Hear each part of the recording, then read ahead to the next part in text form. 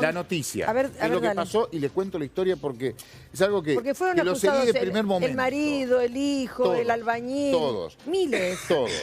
Hay un acusado, Sí. un tal Roberto Bárzola, que es el que Parquetista. estaba reparando el Parquetista. parquet de la casa que estaba en obra. Sí. ¿Se acuerdan? Fue testigo de la causa. Hace un tiempo, el último fiscal, que debe haber sido el único que hizo las cosas bien, pidió sangre de todos los que estuvieron en la casa, todos los que estuvieron vinculados al caso, y lo cotejó. Este tal Roberto Bárzola dio positivo de tener el ADN del asesino, no hay duda de esto. ¿Por qué? El arma homicida que se utilizó para matar a Nora Dalmazo fue el cinturón de toalla de la bata de salida de baño de Nora. Sí. En la bata, cuando vos la agarrás una tela o lo que sea y lo presionás con fuerza, quedan restos de piel, escamaciones de piel. Sí. En esas escamaciones hay perfil genético. Eso siempre estuvo. Y dio positivo con Bárzola. Lo que pasa es que la causa ya está extinta, ya está. Lamentablemente va a ser muy difícil remontarla. ¿Qué ofreció la justicia? Un juicio por la verdad, que es lo mismo pero sin pena. No. Pero pero y entonces, perdón. ¿Qué es lo que dice la defensa? Ya está, hay que pedir sobreseimiento de Bárzola. Está sobreseído por prescripción.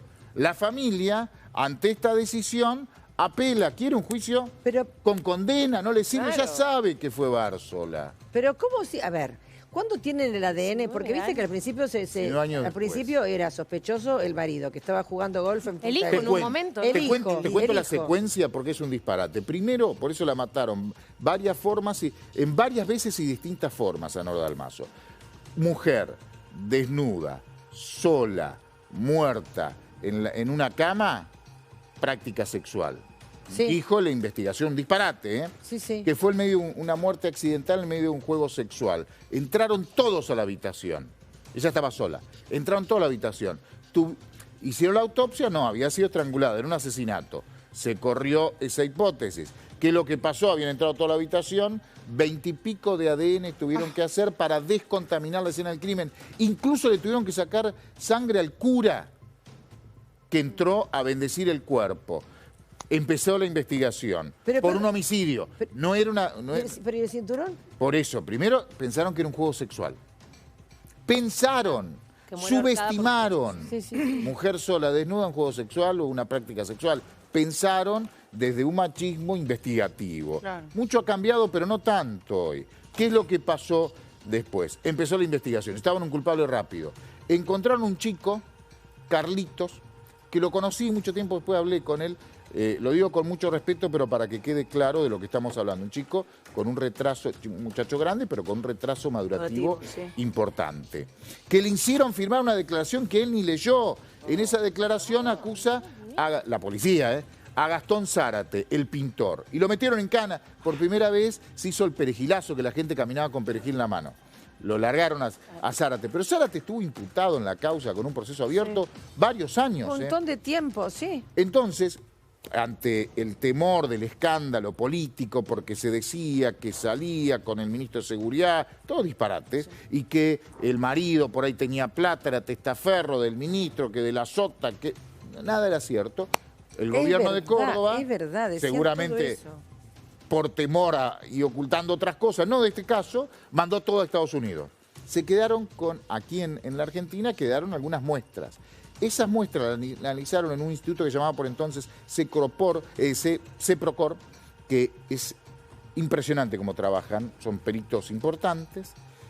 Analizaron y encontraron un perfil genético parcial, se llama haplotipo I, que es una parte de un ADN no completo en algunas partes del cuerpo de la víctima que identifica el linaje masculino de la familia Macarrón, el médico. Entonces, por descarte, el abuelo no, porque estaba durmiendo.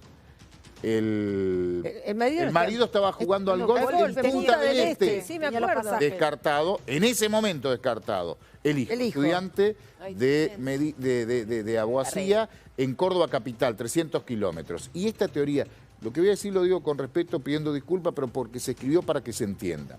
Chico de 20 y pico de años. Homosexual. Yo no sé, no tengo ni idea, pero así lo escribieron.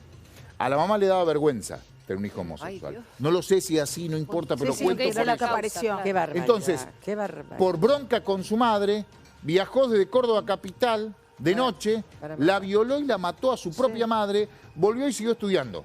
No, barbaridades. Y estuvo, casi lo meten en cana ese pibe, ese muchacho. Hoy, pibe en ese momento, hoy es un abogado que forma parte, hasta hace poquito, del servicio diplomático exterior argentino, es un funcionario muy importante. Pero la historia de Barzola... Pero además, cuando se fue cayendo todo eso, esto pasaban años, años con todo. No te terminé de escuchar, Pablo. Si que ya está el fiscal. Ah, bien, si quiere vamos al fiscal, después le cuento el disparate. Y además el disparate de Macarrón. Sí, pero bueno, está el fiscal, perdón. Tenemos al fiscal Pablo Jávega. Hola. El que hizo todo bien, lo describo Claro, así. porque hay varios que hicieron todo mal, eso quería decir. Pobre. Hay 3 fiscales que no pusieron los datos de esta persona, el parquetista, con el ADN en esta investigación. Qué barbaridad. Bueno, Pablo, muy buenos días, gracias por tu tiempo. Buenos días, gracias a ustedes por el espacio y bueno, pues saludos a todo el equipo. Muchas gracias. No, y gracias por aclarar este tema, porque me acuerdo que fue muy fuerte y a todos nos quedamos todos helados ante la muerte de pobre Nora, que fue una cosa espantosa. Yo no la conocía, pero se empezó a nombrar gente y a acusar gente, el marido, hijo, el abuelo, todo era una cosa de horror. Claro. ¿Por qué no se hizo? Este fiscal, quedó así, le preguntamos, sí, agarró la causa, ¿no, doctor? Cuando ya había pasado el juicio, hizo la investigación. ¿Cómo es que llegó al imputado Barzola, que es el último? Bueno, como bien señala, efectivamente luego del juicio que se llevó a cabo en contra del único acusado que tuvo la causa, que fue el señor Marcelo Macarrón, se encomienda, el fiscal de Cámara solicita y el tribunal acoge que se continúe con la investigación y se derivan las partes relevantes del proceso voluminoso a una unidad fiscal que se crea y que queda, digamos, bajo la dirección de quien les habla. Desde entonces teníamos como norte o como foco algo que había trascendido en el juicio, dentro de las multiplicidades de opiniones, divergencias, tanto desde un punto de vista técnico, respecto de cuestiones que se analizaban sobre si contextualmente, si hubo o no algún tipo de relación, consentido o no, o algunos otros aspectos que fueron barajados, vinculados a la relación de la pareja. Sí. Después que se filtra todo eso en el juicio, verifican que objetivamente había quedado pendiente de una prueba que se había llevado a cabo con colaboración de FBI y de un laboratorio de reconocido prestigio de la Universidad de Orlando. Habían quedado 2 huellas genéticas, bien, que no surgían como controvertidas, bien, hubo múltiples elementos de la causa que fueron controvertidos, si hubo presencia o no de por ejemplo, de semen o cuestiones así. Entonces, lo que no surge controvertido es que en el cinto de la bata impactaba o no se había logrado identificar a un aporte genético. Bien, y no quedó duda del juicio de que la señora Dalmazo fallece a causa de una asfixia, entre ellos con el empleo de ese cinto que le fue anudado en el cuello. El arma homicida sería, ¿no? Sería el arma homicida, claro, exacto. Para identificarlo. Entonces, dentro de esa arma homicida había al menos una huella que no se había logrado ubicar el aportante. Sí se había ubicado, por supuesto, el ADN de la víctima, lo cual resultaba lógico.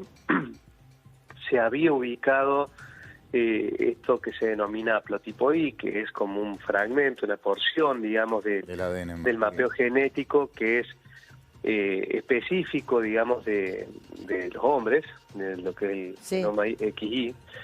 Bien, uno de ellos era de Marcelo, o sea, el linaje Macarrón. Después se había determinado por impacto de asociación de un autosómico que era de Marcelo Macarrón. Claro.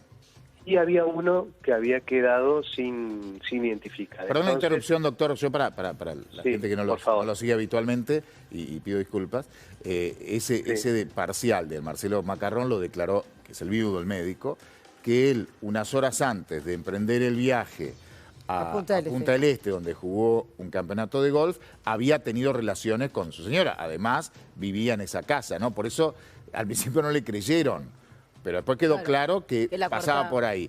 Y tenían ustedes otro sin identificar que lo descubren ahí en el juicio. Y le llega a usted a su fiscalía, ¿no?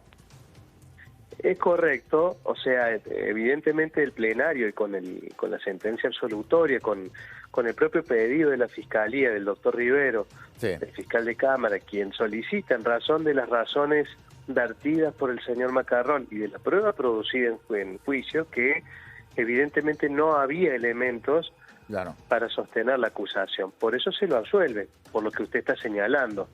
Y lo que evoca, dentro de esta producción de copiosa prueba, estamos hablando de un juicio que insumió meses de plenarios, dentro de ello rescata justamente que quedaba este elemento que ya estaba, digamos, que había impactado en su momento en la causa, pero se lo vuelve a traer a flote cuando se analiza en el juicio toda esta situación de quien fuera acusado. Entonces, con ese norte empezaron a trabajar. El fiscal de Cámara y la Cámara, obviamente que se hizo eco de ese pedido, remite los antecedentes y la unidad fiscal, creada por la Fiscalía General de acá del Poder Judicial de Córdoba, el Ministerio Público Fiscal, se pone a trabajar, a depurar todo lo que fue la cadena de custodia y a verificar, digamos, junto con otras áreas asociadas, cómo se podía trabajar ese tipo de cuestión. Entonces, Ahora, en ese contexto se desarrolló un mapeo, digamos, un barrido con las personas que pudieran hacer un aporte. Todos los testigos, los que estuvieron en la zona, los que entraron a la casa, los familiares. Era desde el personal empleado, desde el personal doméstico, sumando familias, sumando amistades, sumando toda persona que pudiera haber hecho un aporte en la casa. Ahora, bien. Sí. Pablo, pues una pregunta, pero si estaban esas marcas en el cinturón, ¿no se buscó directamente esas marcas que tenían genéticas? Lo que pasa es de que las huellas genéticas, por hacer una comparación media sencilla, pido disculpas por eso, es equiparable o podría compararse con una huella dactilar. Si yo no tengo con qué cotejarla, conozco a quién pertenece. Bien. Tenés que poder compararlo. Bien. Claro, pero ya que lo hicieron... Hay que tener la posibilidad de compararlo. Es que se olvidaron del parquetista. Yo entiendo. No se olvidaron. Eso. Pero ¿qué pasó entonces? Seguían otras hipótesis, concretamente. Sofía. Señor fiscal, sin hablar mal de los colegas que empezaron a trabajar en esta causa, un poco lo que dice Georgina es hasta la FBI había dicho que por favor incluir a Barzola en el listado de sospechosos. Estos 3 fiscales decidieron en su primera instancia no hacerlo. ¿Por qué cree? Si había pruebas y hasta un pelo público encontrado en el cuerpo de Nora. Esto creo que ya lo había contestado incluso hasta oportunamente en la conferencia de prensa. No podría hablar yo con propiedad de por qué la dirección del proceso toma un sentido u otro, porque desconozco en ese entonces no solo, digamos, la prueba rendida, sino el contexto social que rodea la investigación. Sí, pero... Espera, que me termine. A ver. Entonces, derivado de ello, o sea, a la investigación, que por supuesto, digamos, el norte lo va guiando el caudal probatorio que se va colectando, pero, digamos, soslayarlo, digamos, de los momentos en los que se van tomando las decisiones podría ser sumamente imprudente de mi parte, porque sacaría conclusiones que podrían no estar ajustadas a lo que ocurrió. De todas maneras, hay que tener en cuenta. Yo lo entiendo, el FBI, porque usted es fiscal y no puede andar hablando por eso, si el FBI está dando una prueba, pregúntenle al parquetista y no lo toman en cuenta. Bueno, evidentemente... Ahora hay una persona que va a hacer, si hacen un juicio por la verdad... Ellos se negaron a incluirlo, ¿sí? Bueno, pero si hacen un juicio por la verdad va a seguir tan tranquilo en su casa y es un asesino. Pero le vamos a poder ver la cara. Vamos a conocerlo, porque por lo menos con todo lo que justicia social, ¿me entendés? Eso no puede quedar así en la nada. Le pregunto. ¿Pablo? Sí, le escucho. ¿Hay chance de que haya, digamos, un juicio que no sea solamente por la verdad, doctor? Y es la chance que sostiene tanto la parte querellante como el Ministerio Público Fiscal, que a primeras horas del día lunes, dentro del plazo que establece la ley, también interpuso un recurso de apelación. A ver, quiero ser claro en alguna cuestión. Dentro de la batería de resoluciones que tenía disponible el juzgado, tranquilamente podría haber hecho directo una resolución acogiéndolo al planteo defensivo, que no ha sido tal, ¿bien? Exacto, es como que casi lo rechazan. Con lo que señala el querellante, con lo que han señalado los abogados de los querellantes, se entiende como un avance porque permite continuar con este proceso. Bien, permite impulsar este proceso. Si el juez hubiera hecho lugar directamente y cabalmente a lo planteado por la defensa, se hubiera clausurado a partir de esa resolución, sin perjuicio que podría ser impugnable, pero se habría tenido que poner un cierre hacer un tema más. Ahora, doctor, acá hay algo que es fundamental. Usted recién, de alguna manera, para tratar no de justificar, sino de decir hay que verlo en la distancia, en el tiempo. ¿Cuánto tiempo pasó a todo esto? Contexto social. En el contexto social, después de 20 años. 19 años. 19 años. ¿Ves las imágenes? 2006. Lo que yo quiero enfatizar es que, digamos, este fue cuando todavía no se usaba la palabra femicidio, un femicidio con todas las letras y con la estigmatización de la mujer. Terminaron haciendo remeras con Norita Dalmazo. Quiero que lo recordemos, porque como decían... no estuve con Nora Dalmazo, yo no estuve con Nora Dalmazo. Bueno, a ver, digamos, esta cosa de la estigmatización de la víctima hace 20 años era cosa de todos los días. Entonces digo, hay que entender todo, pero cuando el doctor dice hay que mirar en el contexto social, acá hubo intereses políticos, acá lo que decía hubo Paulo. de todo, digamos, alrededor, pero la víctima fue revictimizada en miles de oportunidades. Obviamente que tiene que ver con eso también. Sí, claro. Coincido efectivamente que ha habido un tratamiento desde múltiples aristas de la situación de la víctima, de la imagen de la víctima, de la memoria de la víctima, que fue completamente inadecuado, reitero, desde varias aristas.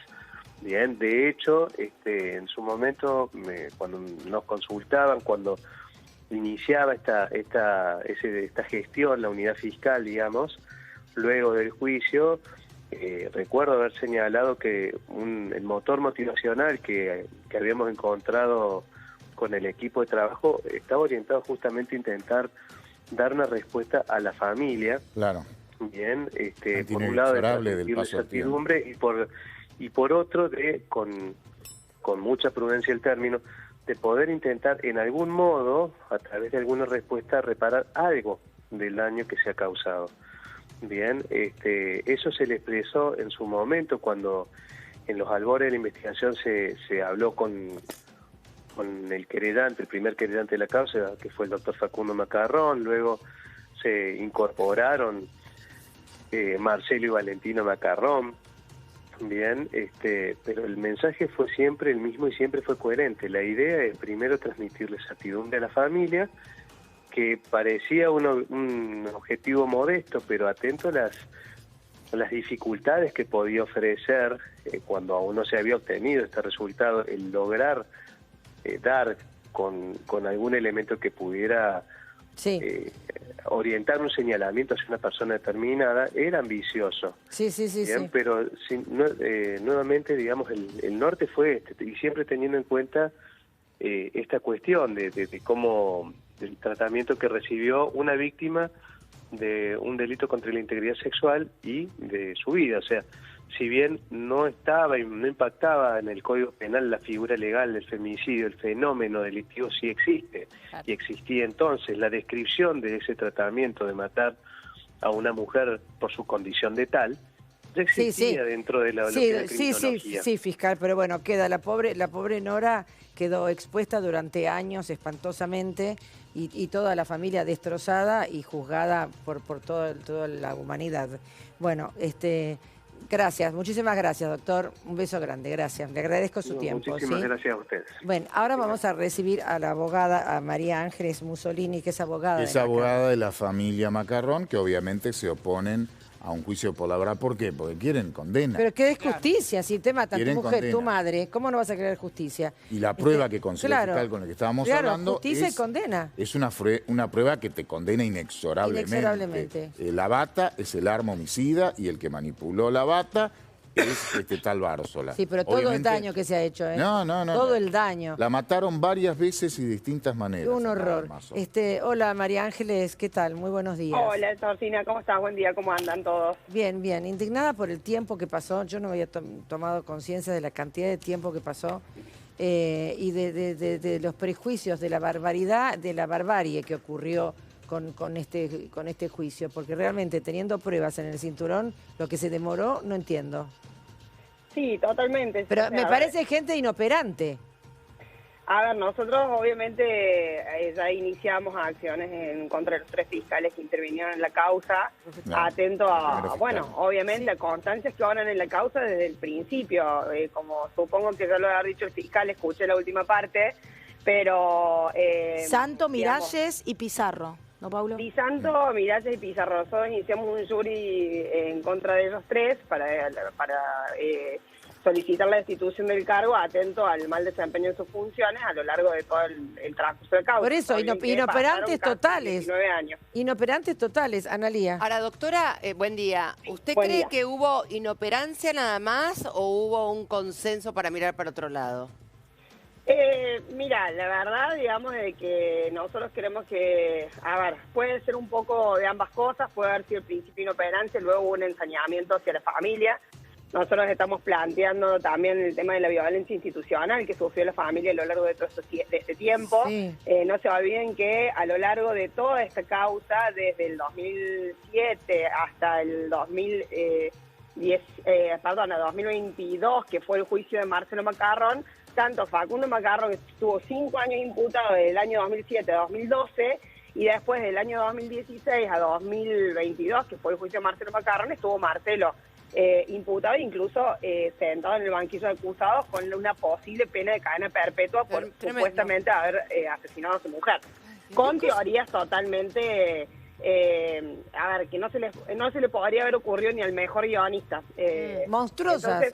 Entonces, monstruoso todo, porque aparte estaba en Punta del Este jugando un campeonato de golf. Claro, o sea, él en el 2016, cuando hacen el cambio, o sea, en el 2015 se lo destituye del cargo a Di Santo, que fue el primer fiscal que interviene en la causa. En 2016 entra el doctor Miralles, y ahí lo imputan a Marcelo Macarrón por supuestamente haber viajado de Punta del Este a Argentina, a su casa, haber tenido relaciones sexuales con Nora Dalmazo y haberla matado. Y doctora, se volvió a Punta del Este, supuestamente, jugó un torneo de golf, lo ganó, más o menos aproximadamente en el mismo horario en el que los peritos determinan que se podría haber dado la muerte de Nora Dalmazo. Ese fue... Que ni siquiera probatoriamente era posible, pero bueno, se barajó esa teoría durante mucho tiempo. Después, claro, en doctora, el año 2018, entra el doctor Pizarro, que es otro fiscal, el último que instruyó la causa, digamos, y ahí Pizarro cambia la calificación legal y dice, no, la teoría del autor material no puede ser porque técnicamente... materialmente era imposible, entonces no es el auto material, pero sí fue un sicario, o sea, mandó a un sicario, o sea, mandó a una persona que la mate por desavenencias económicas, desacuerdos económicos, etc. Entonces, ahí cambia la calificación legal en el 2019. 2019 Marcelo Macarrón decide no oponerse e ir a juicio porque todavía quedaba plazo para poder seguir investigando. Entonces, si él iba a juicio en el 2019, como en teoría va a suceder, al menos le quedan 2 años más para que la justicia siga investigando y encontrar el verdadero autor material del asesinato de su mujer. Cuestiones que, Doctora. bueno, en el medio estuvo la pandemia, 2021... A ver, doctora, No, el tema... doctora, un minutito. María Ángeles. A ver si corregimos. Hola, María Ángeles. María Ángeles, ¿nos Doctora, escuchás? lo que quería subrayar, esto que usted está describiendo con precisión, es la primera hipótesis contra Macarrón, contra el médico, era que hizo un vuelo nocturno, no se sabe en qué avión, en qué hora, sí en la madrugada, cruzó todo Uruguay, medio Argentina, llegó, tuvo relaciones con la mujer, mató, volvió, no se sabe dónde aterrizó y ganó el campeonato. Que no es, parece una ironía, pero no es no lo es, porque tenés que tener la mente fría para ganar un campeonato de golf después de matar a tu mujer. Como era demasiado disparatado, como usted lo describía, doctora, fueron al sicario, que además no se sabe dónde sacó la plata, cómo lo pagó, cómo fue el sicario, quién es, pero además yo no conozco a nivel mundial un caso de un sicario que vaya sin arma y que utilice como arma la bata de la víctima. Todo un disparate, pero el disparate hizo que se perdiera tiempo y que le prescribiera la causa, ¿no, doctora? Sí, totalmente. No se olviden, esto fue el 26 de noviembre de 2006. 2006, sí. Se prescribió en el 26 de noviembre de 2021. O sea, cuando nosotros ingresamos ya al juicio de Marcelo Macarrón, la causa ya estaba prescripta. Perdieron tiempo con eso. Lo que pasa es que, exactamente, que la novedad acá fue que Julio Rivero, que fue el fiscal de Cámara que intervino en el juicio, solicitó que se la declare a Nora Almazo como víctima de violencia de género y que se siga buscando la verdad, porque la prescripción nunca va a estar por encima de la verdad. Palabras textuales de el fiscal de Cámara. Bueno, menos mal. Exactamente. Claro, menos mal. Ahí la Cámara le da lugar y por eso nosotros en el 2022 con Facundo nos constituimos como querellantes y seguimos investigando junto con Pablo Jávega, que fue el fiscal que instruyó la causa en esta última etapa y dio con el positivo. Claro. Lo que pasa es que acá lo más loco de todo es que desde 2007 y 2008 ellos ya tenían un perfil de ADN NN, además del de Marcelo Macarrón, que estaba en el cinto de la bata. ¿Ya tenían el perfil de ADN? Pero ya lo tenían, o sea, en el 2007 siempre y 2008... estuvo. Claro. Siempre estuvo. En el 2007 hacen un perfil de ADN o sea, 2007 y 2008. Uno fue del ADN que se encontraba en el cinto de la bata. El cinto de la bata fue cortada en 12 partes, o sea, imagínense que la bata tiene 2 metros, que es el cinto de la bata es con el que le dieron la muerte a Nora Almazo, ¿no? Sí, sí. El cinto de la bata tiene 12, lo cortaron en 12 partes y en 8 partes encontraron ADN. Entre el ADN que encuentran, obviamente, el de Marcelo Macarrón, porque es un ADN que obviamente va a estar porque era conviviente. Claro, vivía con ella, en algún momento habrá tocado y se quedaron con ese obviamente ADN claro, por todos y se lados. quedaron con ese perfil genético, no el otro, el extraño. Qué barbaridad. Que ahí quedó sin cotejar Habían por tiempo. Claro, un ADN NN que no se sabía de quién era.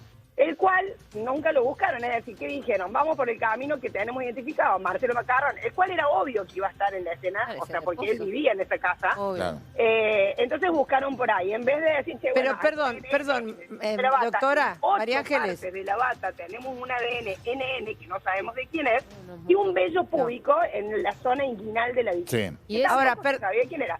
Perdón. Los ADN ya se hizo en su momento, en el 2007-2008, el FBI procesó esas muestras, que de hecho, como yo les voy a decir, dicho mal y pronto, como el cuadro de la genética de ese ADN, en donde se identificó en ese momento que había un NN negativo, que no se había cotejado nunca. Pero no se había cotejado, pero sabía que había...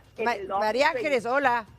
Cuando encontramos el positivo, simplemente... María Ángeles, ¿nos escuchás? Y con un gran María trabajo Ángeles, del doctor Jave, obviamente. ¿Nos escuchás? Pero, ellos tomaron muestras de personas que habían estado con previo a su muerte. María Ángeles.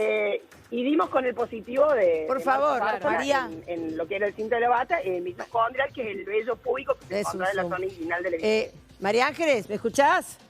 Sí, te escucho perfecto. Cuando ella no habla, pero no, porque cuando hace un punto, cuando frena. Sí, por eso no, porque ponés primera, arrancás y no te puedo preguntar nada. Sí. Escúchame. No, perdón. Escúchame, María Ángeles. Ahora te dejo. Sí. Ahora te dejo. Si tenían ese perfil NN y sabían que había habido albañiles en la casa, sí. ¿Cómo no le preguntaron, no tomaron en cuenta el resto de los albañiles? A ver, es una pregunta que todavía nos estamos haciendo nosotros. En el 2011 hay un informe del FBI, precisamente en junio del 2011, donde el FBI hizo una inspección ocular de la casa y después da un informe, y ellos en el informe dice así específicamente. O sea, no lo tuvieron en cuenta.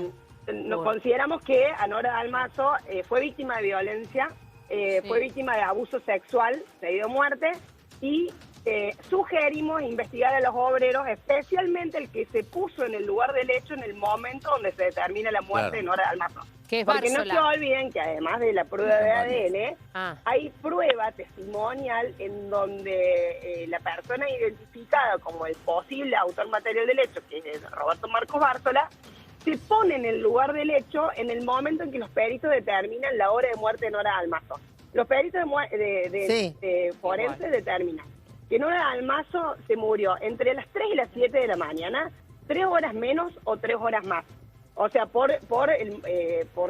obviamente por cuestiones forenses. Claro, porque es así, muerte, ¿no? No es Entonces, con minuto y segundo. Como ella determina que se haya muerto en ese horario, esta persona en su testimonio dice que el sábado a la mañana, o sea, posible hora de muerte de Nora Dalmazo, el sábado a la mañana él fue a la casa de Nora Dalmazo a trabajar, que no tenía que ir a trabajar porque hay muchísimos testimonios que dicen que ella no quería que haya nadie en la casa, que le había dicho a Marcelo Macarrón que no vaya nadie, entonces Marcelo Macarrón ha dicho que no vayan. Bueno, hay mucha prueba relacionada a esto, en donde esta persona no tenía que estar el sábado a la mañana en la casa de Nora Dalmazo. Entonces, él se pone en el lugar del hecho, dice que va a trabajar, que quiso tocar el timbre, que nadie lo atendió y que se fue. Entonces, hay mucho más. Pero tienen un montón de pruebas. Es la prueba más contundente que hay en todo esto. Ahora, sí, claro que sí. Pruebas de María Ángeles. ¿no? O sea, María Ángeles. No lugar a dudas, por lo menos para nosotros, referido al ADN. Pero hay mucha prueba testimonial, sugerencias del FBI que decían pero que... Bueno, pero María Ángeles, prueba súper... Por eso nosotros iniciamos María Ángeles, María Ángeles,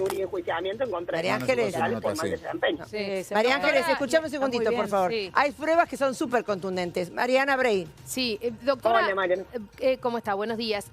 Digo, para la familia, independientemente obvio, del proceso que ya lo estamos escuchando, y el relato de todo lo que pasó estos 19 años, que da mucha dolor para la familia, entiendo, pena y además mucha vergüenza, ¿no? Ahora, digo, para la familia, que sabían que Bárzola había estado ese día o que había ido a tocar el timbre, esto que se fue investigando, ¿no era una persona a investigar? O sea, ¿la familia no insistió en que se investigue por ese lado durante todos estos años de proceso? La familia insistió muchas veces, tanto desde la familia de Macarrón como la mamá de Nora Dalmazo. De hecho, digamos, el archivo no perdona, hay un montón de notas que hizo Brito, el abogado de Marcelo, diciendo que se investigara al parquetista, o sea, así específicamente. La mamá de Nora Dalmazo también en un momento solicita con su abogado que se investigue a los obreros. Sí, hubieron pedidos. Lo que pasa es que no se olviden que justamente la familia de Macarrón, o sea, tanto Facundo como Marcelo, las 2/3 partes, o te diría la totalidad del proceso, fueron perseguidos y estaban en la posición defensiva, nunca estuvieron en la posición de querellantes. Entonces, al no poder estar en esa posición... Claro, en la posición de querellantes. Querellantes es el que aporta, pide, etcétera, etcétera. Tampoco tuvieron, les dieron ese lugar en la justicia, ¿no? No puede estar en la posición... defendiéndose de, obviamente, imputaciones totalmente ridículas, ¿sí? Y nunca tuvieron la posibilidad o nunca le dieron lugar tampoco a ciertas investigaciones. Doctora, en su momento... Han pedido un montón de que se investigara en el expediente, fuera del expediente con la prensa, y bueno, y nunca se hizo. Doctora, en su momento, al principio... Doctora. Próximo programa. María Ángeles, doctora, dale. Incluso un año después del asesinato de Nora Dalmazo, el doctor Brito y con su cliente, el doctor Macarrón, contrataron a 2 peritos muy importantes que fueron a revisar, queridos amigos, uno ya no está, que que es Raffo y el otro Torres, el doctor Raffo, sí. fueron al lugar, hicieron esa misma, llegaron a esa misma conclusión. Lo que pasa es que lo tomaban como argumentos defensivos en la justicia, o defensistas en la justicia, entonces no le prestaban atención, le decían, ojo que hay un vello púbico en el cuerpo, hay que seguir, buscar otra ruta, no pasa por la familia. Llegaron a conclusiones parecidas, pero no los escuchaban durante muchos años. Exactamente, está ese informe que es muy importante, es un informe muy extenso que hizo el doctor Raffo y también junto con Torre, que también estuvieron en la escena del crimen, hicieron su informe y hacen un montón de consideraciones muy importantes de referencia a cómo se lleva la pericia, referencia a que Nora Dalmazo, insistían en que Nora Dalmazo había sido abusada sexualmente. Y bueno, siempre se insistió de la justicia con el tema del sexo consentido. Sí, ellos siempre dijeron violación seguida de muerte. ¿Cómo se puede determinar el consentimiento si una de las personas no está viva, digamos? O sea, es muy difícil. Entonces, habían muchísimas pruebas que se fueron presentando a lo largo del proceso, pero siempre fueron desestimadas. Ahora, doctora, ¿qué pasa entonces? Porque obviamente uno quiere que se haga justicia y que tenga una condena a este hombre. ¿Qué va a pasar ahora? Bueno, ahora nosotros estamos luchando, digamos, obviamente en las instancias judiciales que tenemos a nuestro alcance para poder lograr que no se haga lugar al Instituto de la Prescripción, porque nosotros entendemos de manera fundada y dimos nuestros fundamentos técnicos y jurídicos de por qué para nosotros la causa no está prescrita.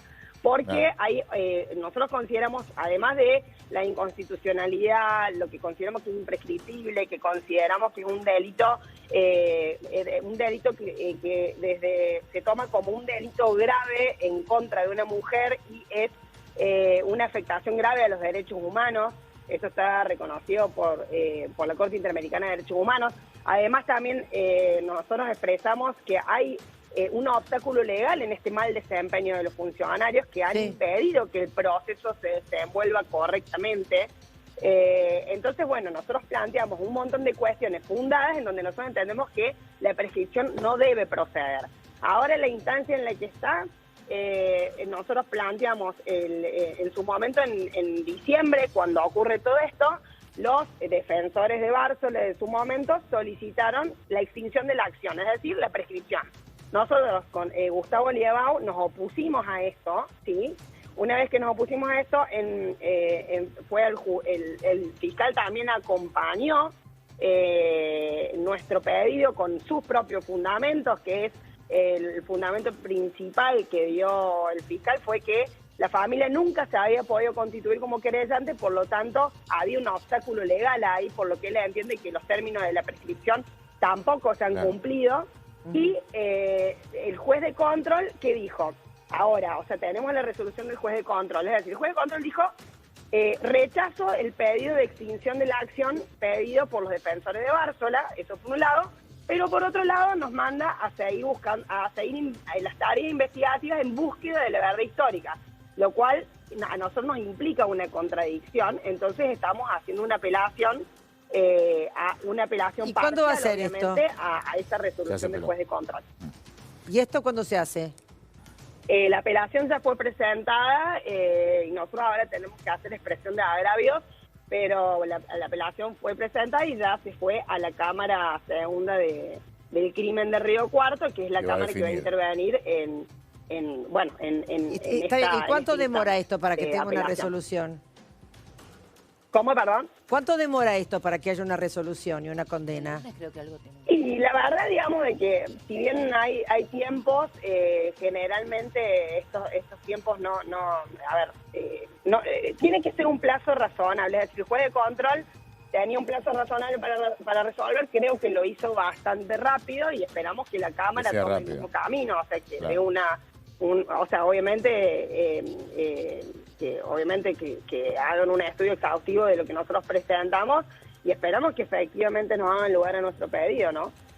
Sí, realmente, porque después de tanto tiempo y tanta gente manoseada y vituperada, me parece una cosa espantosa lo que ha ocurrido. Ojalá que se llegue a la justicia y ojalá que por favor Nora pueda descansar en paz y toda su familia, ¿no?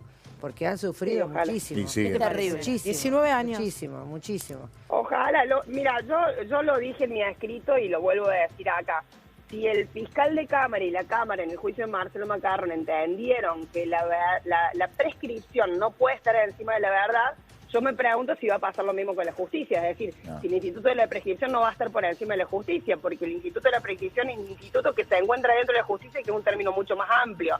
Esta cuestión es un debate que nos tenemos que dar como sociedad, ¿no?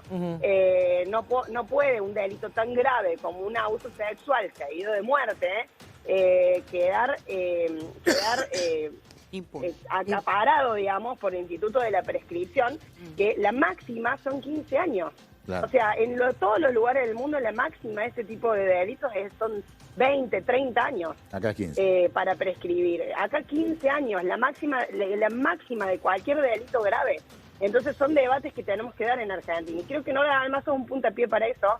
Y es un caso muy importante para que, bueno, como sociedad nos planteemos esto, ¿no? ¿Femicidio también es máximo 15 años? Sí, o sea, la máxima, digamos, en lo que sería los delitos de cadena perpetua son 15 años. Claro. En lo que sería la prescripción, ¿no? Después, no es lo mismo la pena... No la pena que la prescripción. Exactamente. No es lo mismo la pena que la prescripción. La prescripción es un instituto que la máxima son 15 años. Es decir, cualquier delito, el más grave, la máxima son 15 años. De ahí para abajo. Claro, ahora, obviamente, después la penalización es otra cosa, ¿no? Porque cadena perpetua tiene una mayor cantidad de años. No, estamos hablando de lo que sería el instituto. Lo que hay que tener en cuenta, básicamente, porque digo, yo no sé, obviamente uno a simple vista dice un parquista no puede tener ese poder. Pero yo perfectamente puedo pensar que el parquista tuvo algún amigo cercano en la justicia. Ni siquiera. Yo lo seguía el caso. Yo estuve a los 2 días del asesinato de Nora Almazo, yo estuve ahí y lo seguí bastante. Me parece que no pasa por ahí. Desidia. Desidia, obstinarse en que... Fíjate que hasta el juicio Macarrón, hace un tiempo, hace poquito, un par de años, ¿no? El juicio de Marcelo Macarrón. Sí. La teoría de la justicia tuvo sexo consentido. Al principio era una práctica sexual. Sí, después los amantes. Después la asesinaron. Después...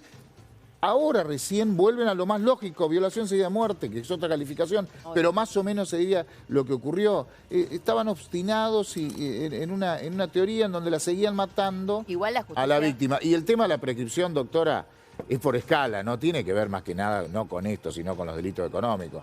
Los viejos zorros de la justicia dicen, lo que pasa es que tienen que prescribir rápido los delitos económicos.